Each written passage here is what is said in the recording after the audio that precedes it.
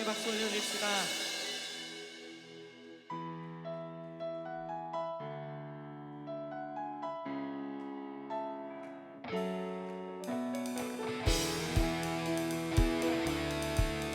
자, 우리 높이 계신 주님께 우리 찬양 올려드립시다. 네, 높이 계신 주께 영광을 돌리리. 나 영원하신 이여 또 많이 해줄게. 그 높고 높은 이여 말로 다 못해도 내 삶으로 드리고 싶어. 네, 높이 계신 주께 영광을 돌리리. 나를 비교할 수 없는 지혜와 그 사랑. 그 높고 높은 이여 말로 다 못해도 내 삶으로 드리고 싶어. 높고 놀라운 주 이름 내 영혼 주를 찬송하며 기뻐. 이게 내 높고 놀라운 주 이름 내 영혼 주를 찬송하며 기뻐. 노래해. 처음부터 찬양합시다. 내 높이 계신 주께 영광을 돌리리. 내 영원하신 이여 또 많이 해줄게. 그 높고 높은 이여 말로 다 못해도 내 삶으로 드리고 싶어. 내 높이 계신 주께 영광을 돌리리. 내 비교할 수 없는 지혜와 그 사랑. 그 높고 높은 이여 말로 다 못해도 내 삶으로 드리고 싶어. 높고 놀라운 주 이름 내 영혼 주를 찬송하며 기뻐. 뛰게 내 높고 놀라운 주 이름 내 영혼 주를 찬송하며 기뻐. 노래해. 높고 놀라운 주 이름 내 영혼 주를 찬송하며 기뻐. 뛰게 내 높고 놀라운 주 이름 내 영혼 주를 찬송하며 기뻐. 노래해. 말할 수 없는 놀라운 사랑 내와 진리로 새롭게 하신 십자가의 보혈 놀라운 은혜. 다시 합시다. 영원할 수 없는 놀라운 사랑 내와 진리로 새롭게 하신 십자가의 보혈 놀라운 은혜.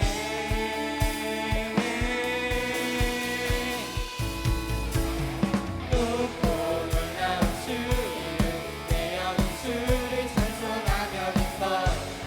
뒤에 내 높고 놀라운 주 이름 내 영혼 주를 찬송하며 기뻐. 노래해. 높고 놀라운 주 이름 내 영혼 주를 찬송하며 기뻐.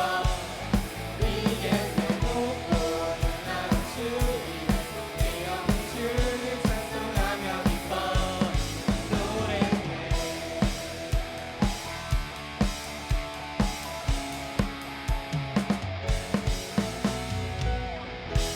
크게 주님을 찬양합니다.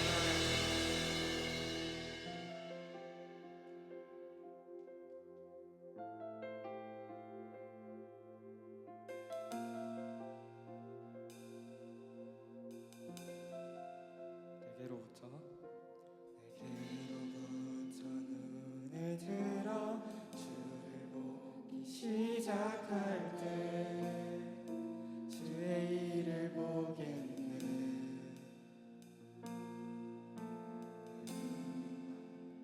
별을 지켜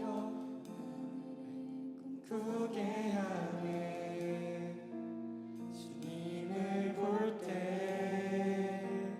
모든 시선을 주님께 드리고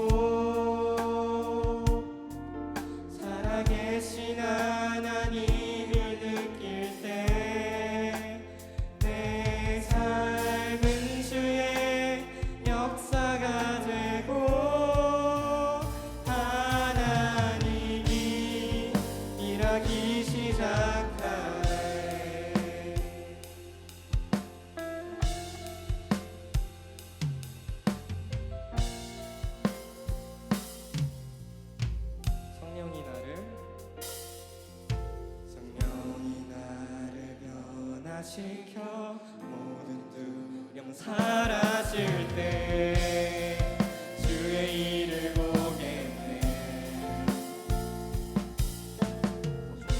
땅 가운데서 주님 마음 알게 되리. 주님을 볼 때 모든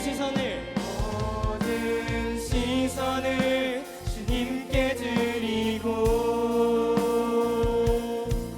살아계신 하나님을 느낄 때 내 삶은 주의 역사가 되고 하나님이 일하기 시작하네. 모든 시선을 주님께 드리고 살아계신 하나님을 느낄 때 내 삶은 주의 역사가 되고 하나님이 일하기 시작하네.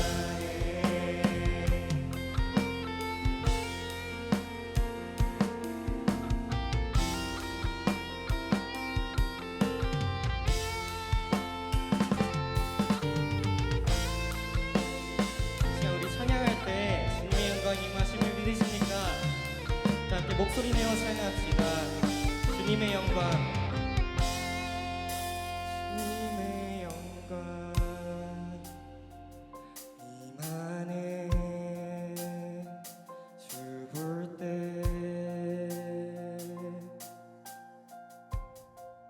주님의 영광 임하네. 주 볼 때 우리 다 같이 합시다. 주님의 영광, 주님의 영광 임하네. 주 볼 때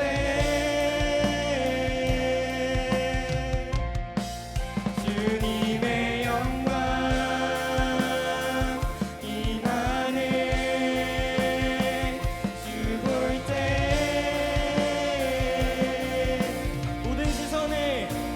모든 시선을 주님께 드리고 살아계신 하나님을 느낄 때 내 삶은 주의 역사가 되고 하나님이 일하기 시작하네. 모든 시선을 주님께 드리고 살아계신 하나님을 느낄 때 내 삶은 주의 역사가 되고 하나님이 일하기 시작하네. 자, 오늘 말씀 한번 찾아봅시다. 오늘 말씀은 마태복음 18장 21절에서 22절까지 두 절 말씀만 볼 겁니다.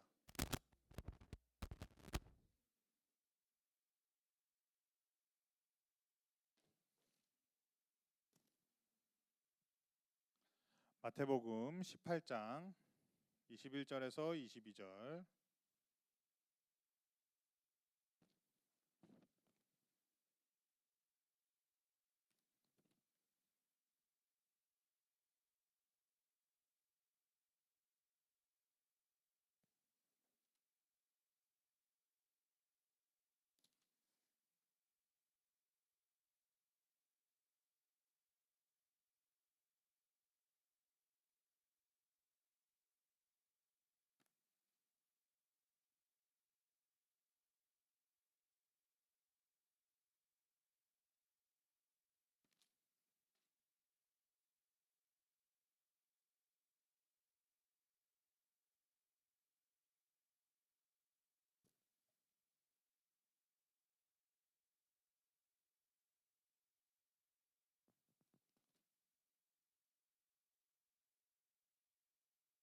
네, 다 차셨으면 우리 함께 한 목소리로 읽도록 하겠습니다. 그때 베드로가 나와 이르되 주여 형제가 내게 죄를 범하면 몇 번이나 용서하여 주리이까 7번까지 하오리이까 예수께서 이르시되 내게 이르노니 7번뿐 아니라 7번을 70번까지라도 할지니라. 아멘. 오늘 제목을 쉽지 않지만 해야 하는 것이라고 정했습니다. 여러분들 쉽지 않지만 해야 되는 것들이 뭐가 있을까요? 여러분들이 생각했을 때 공부도 쉽지 않지만 해야 되긴 하죠. 여러분들 공부해야 될 시기가 됐잖아요. 중간고사 시즌이 됐을 텐데 여러분들 다 공부 잘 하고 있습니까? 열심히 하고 있어요? 그래도 공부하더라도 예배는 나와야 된다는 거, 여러분들 예배 빠지지 마시고 예배는 꼭 지키시길 바랍니다. 오늘 말씀 전에 전사님이 예전에 뉴스를 보다가 보니까 이런 일이 있었어. 어떤 일이냐면 이런 일이 있었어요. 이거 뭔 줄 알아요? 맞아요. 카페에서 알바생이 뭘 했어요? 이벤트를 열었어요. 사장님도 모르는 할인 이벤트를 열었어. 그래서 자기 계좌를 밑에 적어놓고, 밑에 계좌 있죠, 무슨 은행 계좌번호를 적어놓고 일로 계좌 이체하면 2,000원씩 깎아주겠습니다 라고 해서 거의 2천만 원 넘게 자기가 중간에서 횡령한 일이 있었습니다. 알바를 이렇게 돈 주고서 믿고 맡겼는데 이런 일이 있으면 내 마음은 어떨까? 사장 마음은 어떨까? 이러면 돼요, 안 돼요, 여러분? 여러분들 이런 거 알았다고 나중에 시도하지 말고 이러면 잡혀갑니다. 그리고 어떤 일이 있었냐면 어떤 일이 있었냐면 다른 예로 어떤 알바생이 치킨집 알바였어. 이 치킨집 알바생이 일을 하기가 싫은 거야. 그래서 주문 들어오는 걸 다 취소했어. 1시간 동안 1시간 넘게 뭐 며칠 동안인지 모르겠지만 이틀인가 간에 장사가 잘 되는 집이었나 봐. 이틀인가 간에 들어온 주문을 모두 취소했어. 자기의 알바 시간 동안. 알바 시간 때 일 안 하려고. 그게 얼마였냐면 2,700만 원 어치를 취소했습니다. 이런 일이 있을 때 여러분들이 사장이라면 어떤 마음이 들까? 내가 월급도 줘. 근데 나에게 2,700만 원어치 손해를 입혔어. 그럼 여러분들은 어떻게 하고 싶을까? 또 다른 예가 있는데 예전에 이런 일이 있었어요. 2001년인가 이런 사건이 있었는데 여러분들은 인간극장 모르지? 휴먼 다큐 드라마 인간극장을 아십니까? 인간극장 하면 예전에 이금희 씨가 그렇게 나레이션을 했었는데 지금은 누가 하시는지 모르겠지만 지금은 있나? 그때 산골에 어떤 부녀지간이 사셨어. 그러니까 아빠랑 딸이랑만 살았어. 근데 이 딸이 초등학교 한 3일 일주일 다니고 그 다음부터 교육을 못 받고 계속 산골에서 이 둘만 산 거야. 이 둘만 살다가 어떤 사진 작가가 이 사람들을 발견해서 사진을 찍고 이 이야기들이 퍼져서 이 인간 극장을 찍게 되었어. 그 산속에는 영자 씨가 산다라는 제목으로 인간 극장을 찍었어요. 이 소식들을 보고 사람들이 이 모습을 보고 내가 후원하고 싶습니다, 지원하고 싶습니다 해서 후원금도 들어오고 이 영자라는 이 젊은 친구, 나보다 나이 많겠지 지금은, 이분도 광고도 나왔어. LG인가? 통신사 광고에도 나올 정도였어. 이 모습을 보고 어떤 양씨가 있어. 양씨 이름을 다 얘기하진 않지만 그 사람이 이걸 보고선 그럼 이 집엔 돈이 많겠다 하고 찾아갔어. 이때는 딸은 내가 서울로 가서 공부해보고 싶어 해서 상경한 상태였고 아빠만 이 집에 홀로 살고 있었던 데였어. 찾아가서 이 집은 돈이 많을 테니까 도둑질을 하러 갔어. 도둑질을 하러 가서 도둑질을 했는데 그러면서 이 아버지는 그 도둑한테 맞아서 돌아가시고 털고 보니까 10만 원짜리 수표 한 장이랑 2만 얼마 더 있었대. 그래서 12만 얼마밖에 없었대, 이 집에. 그 돈으로 이 사람은 그 10만 원, 12만 원 정도를 가지고 동네에 가서 술집에 가서 노느라 다 탕진해서 써버렸대. 이게 다 나중에 걸렸어. 여러분들은 이 사건을 보면 이 도둑놈에 대해서 어떤 마음이 들까? 그리고 나중에 또 밝혀진 사실인데 이 사람들이 후원을 이렇게 했잖아. 이 사람 뭐 영자 씨랑 이 아버지한테 후원을 한 거를 후원회 회장이 다 중간에서 뺏어갔어. 전달을 안 하고 자기가 먹은 거야. 이런 일들을 보면 여러분들은 용서하기가 쉽습니까? 세상에 이런 사람들도 용서를 해야 될까? 라는 생각이 들 수 있을 거예요. 또 이런 일이 있었습니다. 이 사람 누구죠? 리사. 리사도 매니저랑 그렇게 오래 같이 했고 매니저를 믿고 지냈는데 이 매니저가 10억을 사기쳤어, 리사한테. 사기를 쳤고 리사는 그래도 이 빚에 대해서 변제할 수 있는 계획을 듣고 용서를 해줬다고 해요. 그리고 이런 게 있어. 소방관 아저씨. 소방관 아저씨들이 응급 구조하시는 분들이나 이런 분들이 그렇게 많이 맞아. 이 사람을, 아픈 사람을 구하러 가서 그 사람한테 혼나고 그 사람이 막 폭행을 하고. 어떤 글도 읽었냐면 어떤 가족들이 함께 있다가 술을 마셨어. 그리고 술을 안 마신 사람도 있었고. 근데 어머니가 살짝 다치셨어. 어디 부딪히셨나 봐. 그래서 119를 불렀어요. 119를 부른 다음에 119 자기가 원하는 병원 안 데려가 줬다고 고소했어. 이런 일들을 보면서 여러분들은 어떤 생각이 드십니까? 너무하다. 또 왕따들도 있죠. 여러분들 주변에도 괴롭힘 당하는 사람이 있을 수도 있어요. 이 괴롭힘 당하는 사람을 같이 내가 구해줘야 되고 함께 도와줘야 된다는 사실을 알면서도 도와주지 못하는 이유가 뭘까? 도와준 사람도 같이 왕따를 당할 수도 있어서겠죠. 나도 왕따를 당할까 봐 무섭기 때문일 겁니다. 실제로 그런 일도 있고 내가 왕따를 당하는 친구를 도와줬더니 이 왕따 당한 친구들이랑 왕따했던 친구들이랑 나를 왕따하기 시작한 경우들도 있을 거예요. 이런 상황들을 보면 여러분들 마음 가운데 과연 내가 용서할 수 있을까? 용서를 해야 되는 걸까? 용서는 필요한 걸까? 라는 생각이 들 수도 있을 겁니다. 그런데 이렇게 배신당하고 고통당하면서도 여러분들을 용서해 주신 분이 계십니다. 그분이 하셨던 말씀에 대해서 오늘 한번 나눠보려고 합니다. 오늘 말씀 보게 되면 다시 한 번 더 읽도록 하겠습니다. 그때 베드로가 나와 이르되 주여 형제가 내게 죄를 범하면 몇 번이나 용서하여 주리까? 7번까지 하오리까? 이 7번. 여러분들 생각했을 때는 몇 번이면 될까?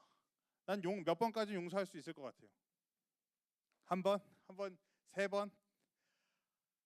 이 당시에 오늘 말씀 같은 경우에 용서에 대한 말씀인데 베드로가 예수님께 이렇게 물었어요. 방금 읽었죠? 베드로가 예수님께 용서를 몇 번까지 해야 됩니까? 7번까지 하면 됩니까? 라고 물어봤을 때 예수님께서는 7번씩 70번이라도 해라 라고 얘기하셨어.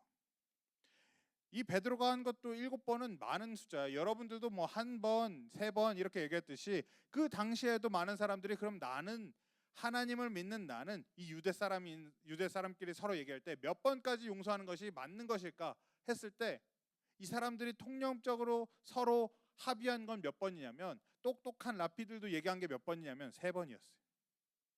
3번까지는 용서할 만하다. 용서할 수 있다. 그래서 3번이라고 얘기했어. 그러면 7번을 얘기한 베드로는 더 마음이 넓은 걸까? 여러분들 근데 생각을 해봅시다.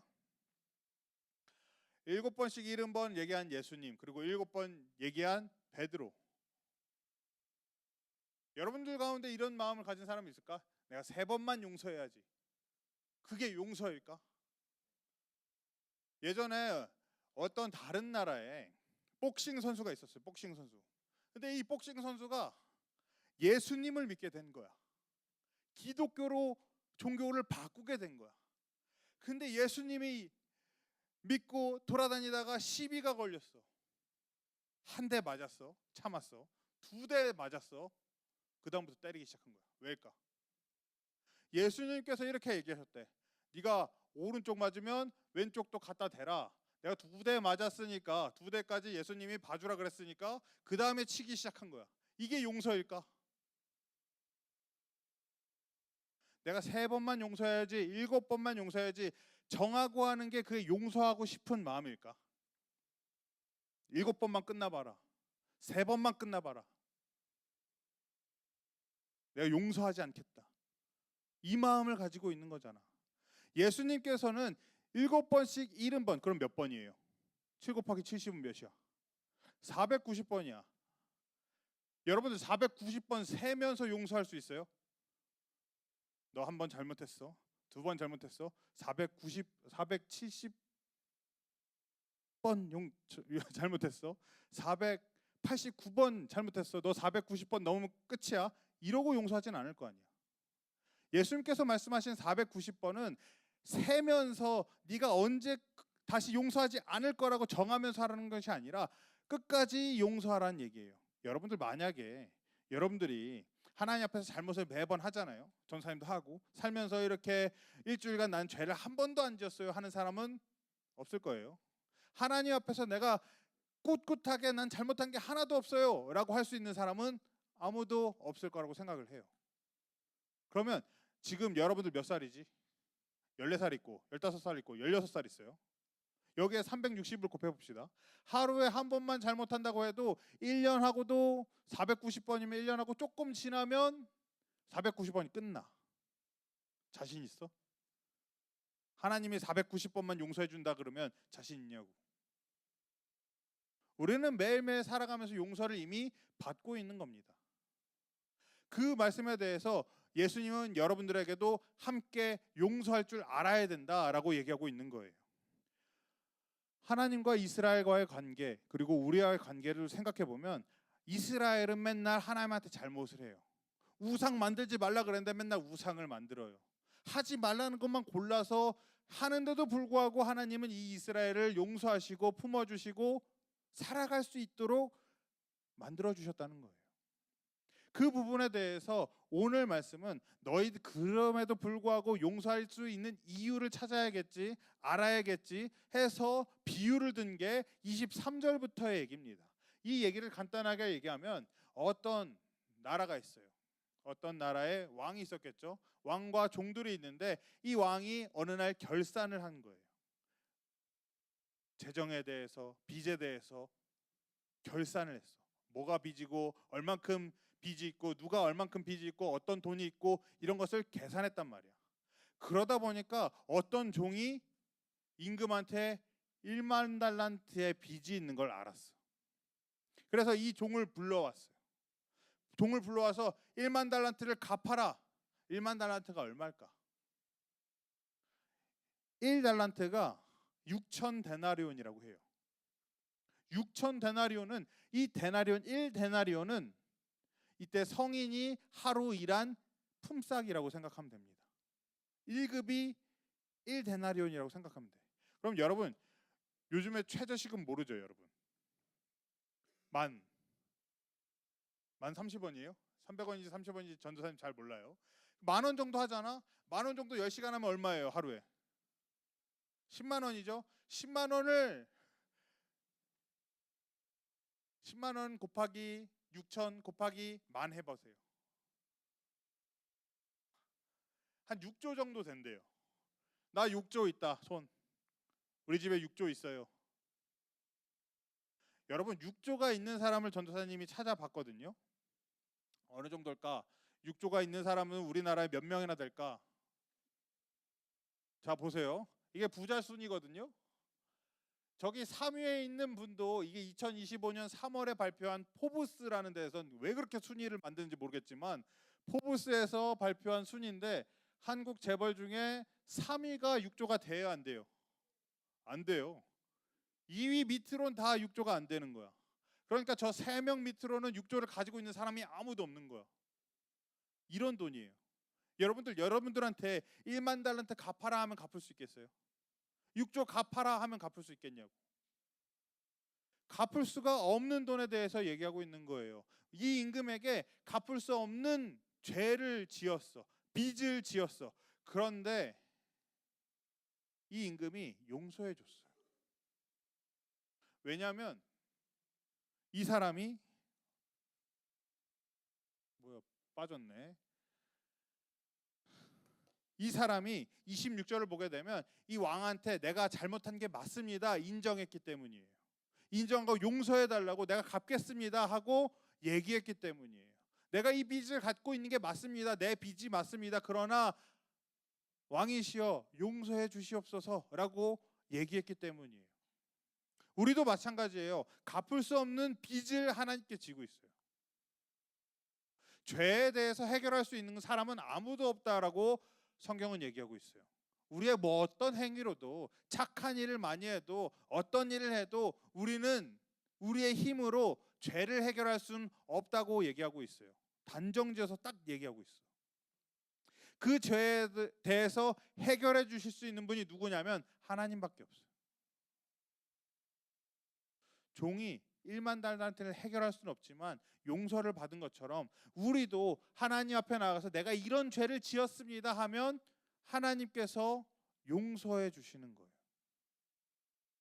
임금이 탕감해 줬던 것처럼 하나님도 우리를 사랑하시니까 우리를 안타깝게 바라보시니까 용서해 주시는 거예요. 뭐 할 때? 우리가 이 죄에 대해서 고백할 때, 하나님 용서해 주세요라고 얘기할 때 용서를 받을 수 있게 되는 겁니다. 이 1만 달란트를 용서받은 사람이 기분이 좋을 거 아니야? 내가 1만 달란트 6조의 빚이 있다가 6조를 다 까주셨으니까 나도 이제 착하게 살아봐야겠다 이 생각을 하고 나가야 될 거 아닙니까? 나도 다른 사람들 용서해주고 살아봐야겠다라고 생각하고 나가야 될 거 아닙니까? 근데 이 사람이 뭐 했냐면 나가자마자 다른 종을 만나요. 어떤 종이냐면 자기한테 빚을 진 종을 만나요. 얼마를 빚졌냐면 100데나리온을 빚진 종을 만나. 100데나리온 얼마입니까?